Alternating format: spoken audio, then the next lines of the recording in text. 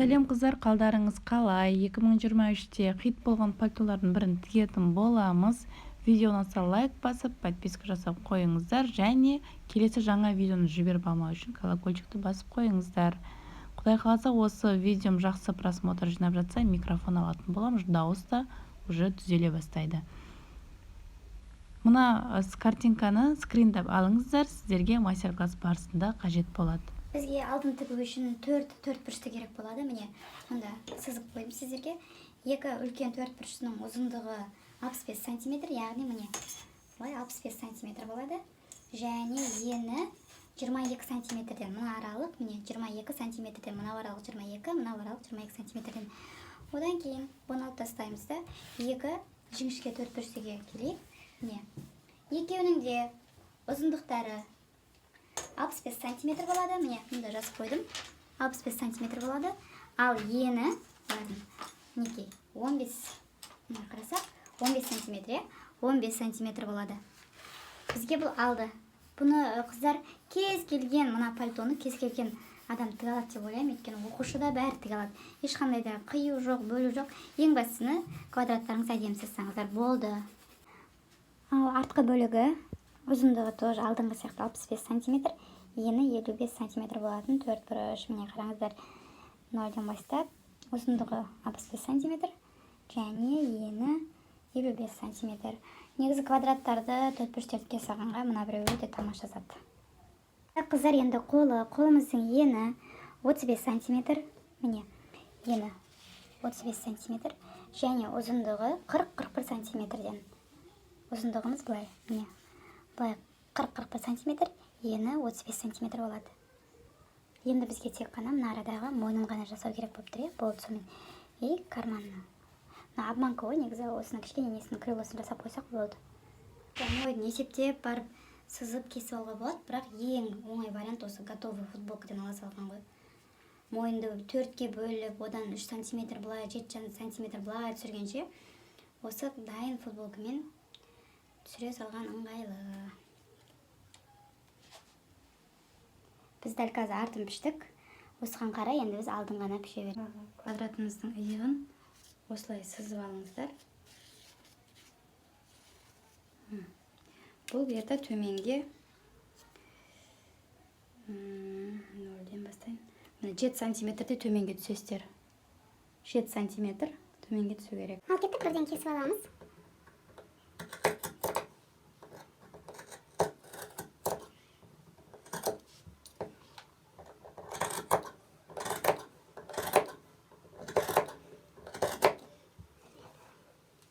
Мына бір бөлік оң жағымызға жалғанады, мына астындағы бөлік сол жағымызға жалғанады.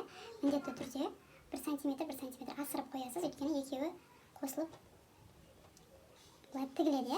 Сол үшін артығымен 1 см былай, 1 см былай жыртып қоясыз. Енді осыған біздің артқы бөлігімізді қоямыз. Артқы бөлігімізді қойып отырып кесетін боламыз. Белгілеп алыңыздар, қай жерден кесетіндеріңізді. Дәл осылай, мына аралықты да белгілеп аламыз.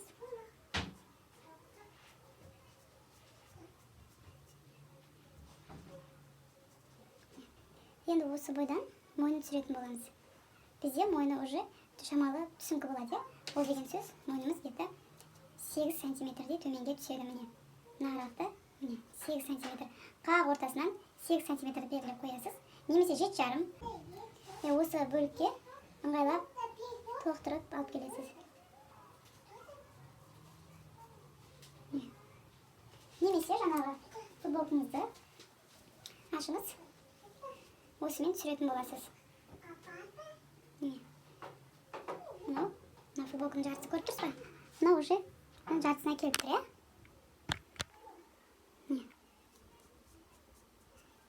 осының кәдімгі жартысына келіп тұр.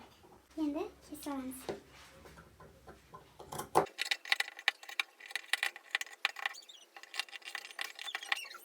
Әрекетін жасау үшін айналдыра өлшеп аласыз мойнын.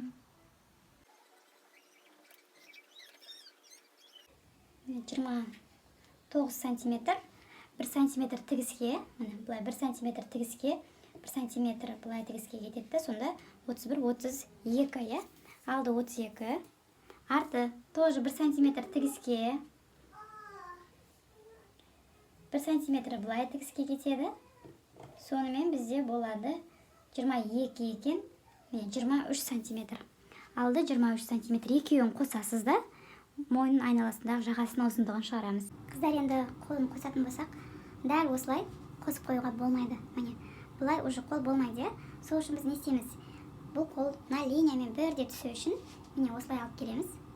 Көріп тұрсыз ғой? Мына тігіске қалатын 1 сантиметрді былай өткізіп жіберіңіз, міне. Енді осы арадан мына киімнің түзуімен бірге кесіп аламыз, яғни міне мына аралықты міне осы жерден кесіп тастаймыз. Сосын барып біріктіретін боламыз. Так, енді бізге керегі мойны. Мен мына аралықты да кесіп дайындап қойдым. Ол міне ұзындығы 7 сантиметр, ені 12-де 5 сантиметр. Мінекей кесіп дайындап қойдым. Енді мен мойнын кесетін болам. Қыздар, осы жерде айтып кетейін, жаңа біз мойнын айналдыра өлшеген кезде 54 болды. Оған артығымен 56 деп аламын деп жатырмын. Негізінде 54-ке 10 сантиметр артық алыңыздар. Менде тігіп жатқан кезде жетпей қалды. Сосын ұзындығын 12 емес, бір 7-8 сантиметр алсаңыздар болады екен. 12 биік болып кетеді екен мойынға. Қазір кесіп алатын боламыз.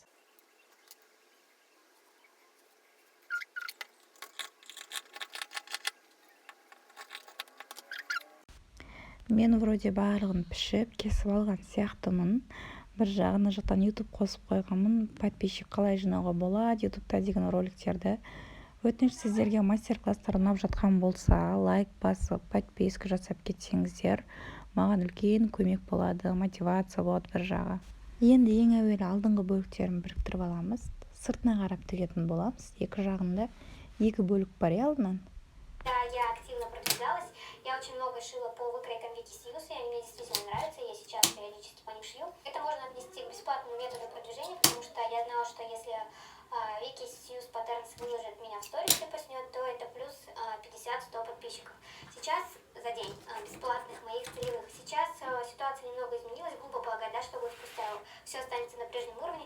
Так вот, сейчас очень много конкуренции по хэштегу Вики Сьюз, очень сложно выйти в топ. И очень сложно выйти в рекомендованное, потому что постоянно какие-то новенькие появляются. Я стала замечать, что именно новым аккаунтам проще выбиться в топ, а те, которые уже больше года, им сложнее. Я могу ошибаться, но это мое наблюдение. На этом, наверное, бесплатные методы закончились, и начинаются платные методы.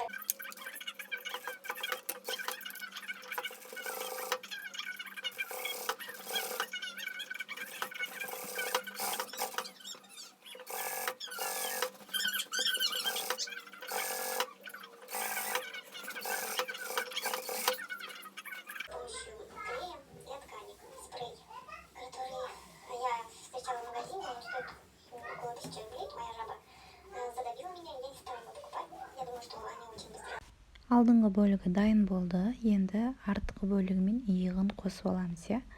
Ол кез келген киімде солай, қыздар. Міндетті түрде қолын, жеңін, боковойын тікпей тұрып, екі иығын тігіп алу керек. Иықтарын тігіп алдым. Енді жеңдерін біріктіріп шығамын. Киімге емес, осы тігістерді жүргізіп шығамын. Міне, оны да тысына қарап тігеміз, иә. Жеңін тігіп алғаннан кейін міндетті түрде кант дейма, мына бека дейма не дейді. Осыны мен шынымды айтсам қалай аталатынын білмеймін. Осыларды тігіп шығамыз. Мынау қалай аталады негізі? Жазып кетіңіздер, білесіздер ма? Осындай берші деп әйтеуір базарға барсам түсіндірем, болды. Осындай не деп аталатынын білмеймін, бірақ осындай зат болу керек, беріңдерші соны деп.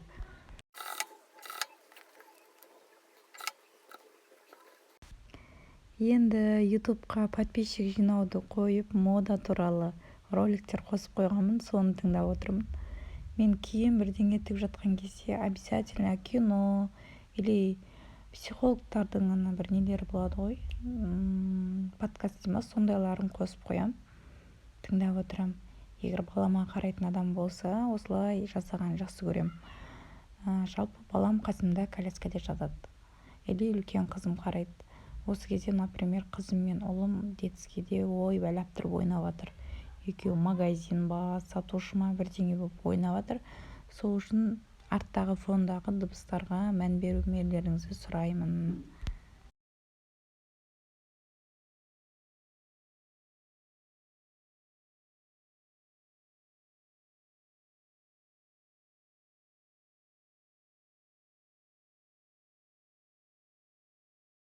Управление волосами, конечно, намного больше различностей. Кстати, вот эти характеристики, это состав ткани. Это я порвал, это я. Это ты? Да, это я. Нашего будущего Это изделия. моё порвал? Да. Если состав курения Қыстырғыштармен қыстырып қойып тіксем де бәрібір астынан тігілмей қалған жерлер қалыпты. Соның бәрін қайтадан сөтіп отырмын. Еще қалың матадан жіпті сетінетіп алу өте қиын. Бір жұмысты уақыт алатын жұмыс. Өзім миым ашып отырса, ұлым кеп, кто порвал деп миымды одан сайын жеп тұр ғой менің. Енді жеңін біріктіретін боламыз киімге. Міне киімімізді осылай теріс қаратып алғаннан кейін тігіске кеткен 1 сантиметрді бөліп аласыз жоғарыға. Енді осы жерден бастап төменге тігіп шығатын боламыз. Дәл осылай екінші жеңінде тігеміз. Міне айналдырып біріктіріп тігіп шығамыз.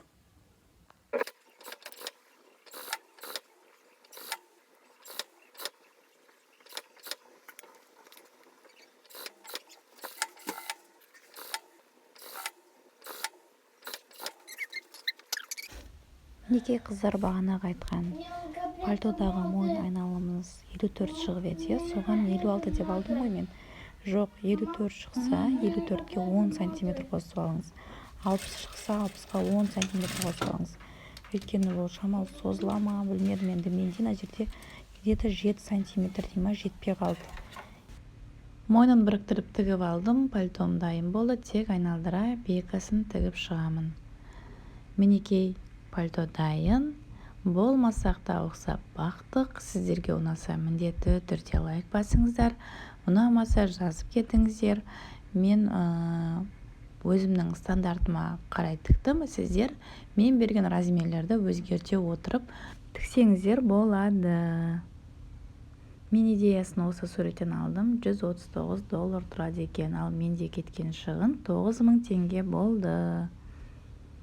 Сіздер қалағандарыңша жеңін, ұзындығын өзгертсеңіздер болады. Ұзын, қысқа қылып, өздеріңіздің стандарттарыңызға сәйкес. Кім өзіне не жарасады, бәрін біледі ғой жалпы. Қыздар, келесі видеода, келесі мастер-класста қандай киім көргілеріңіз келеді, онда пікірге жаза кетіңіздер, және түсінбеген тұстарыңызды сұрай беріңіздер. Комментарий оқитын боламын, жауап беремін. Егер өздеріңіздің көріп жүрген дүниелеріңіз болса, тіккіңіз келген, оны маған инстаграмға ғана жібере аласыздар, өйткені комментарийға сурет қоя алмаймыз. Инстаграмға дайректке жіберіңіздер, осыны көрсет тігіп деп, мен сол бойымды тігіп көрсетуге тырысамын. Сіздерден лайк болсын, менен сіздерге мастер-класс болсын. Сау болыңыздар.